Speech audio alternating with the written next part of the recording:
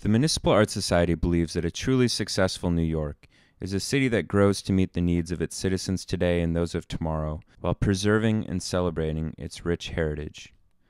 In recent years, New York City has experienced a robust period of growth and development activity throughout its 5 boroughs.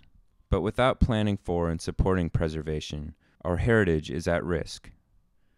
In every borough, communities have witnessed the disappearance of historic places of worship, houses, industrial buildings, and other valued sites. As a result, citizens are looking to city government for help in protecting these cherished historic resources. The Landmarks Preservation Commission, or LPC, is a city agency charged with protecting the architectural, historical, and cultural heritage of New York.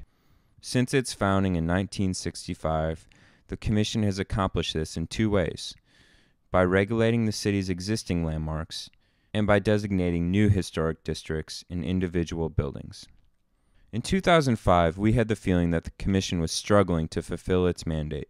It clearly needed more staff to keep up with the city's booming economic activity.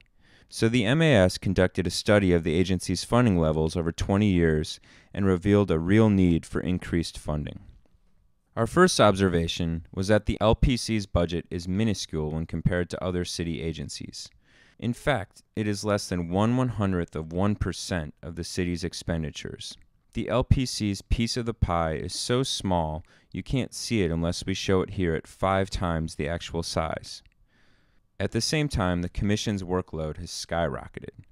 The blue bars in this graph show the rising number of LPC permit applications, and the black line indicates the number of staff members at the agency.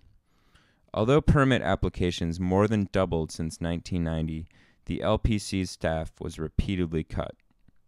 And an overburdened staff comes at a cost: fewer designations of the places and neighborhoods that make New York so special.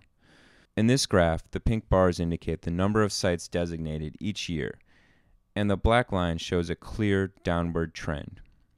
In 2006, the MAS used this research to successfully advocate for an increase of $250,000.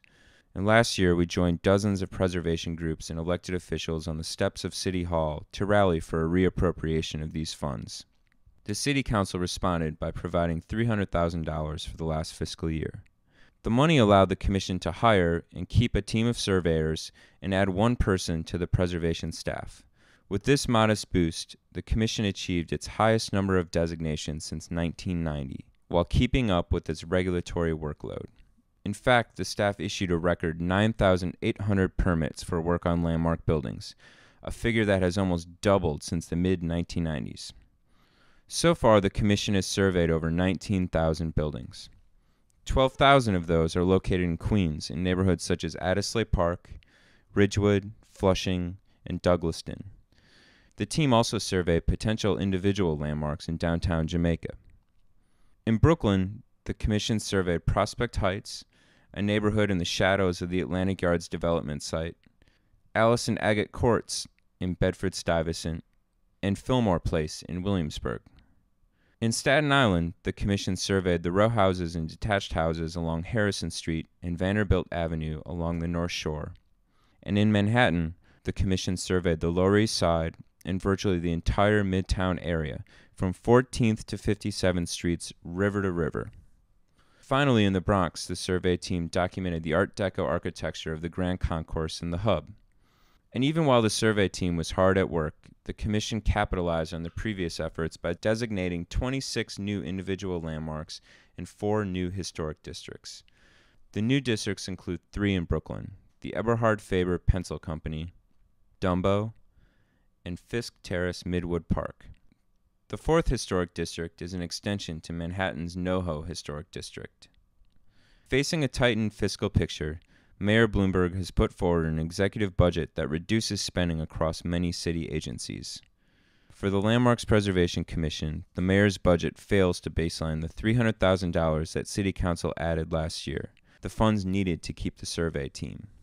So once again, City Council has the opportunity to reappropriate the $300,000 needed to keep the LPC's budget and staff at last year's levels.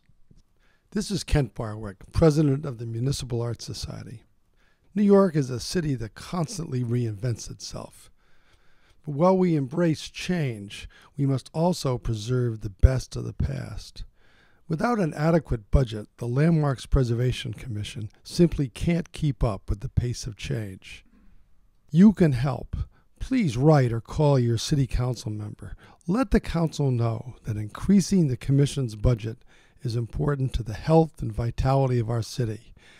A very small amount of money can make a very big difference.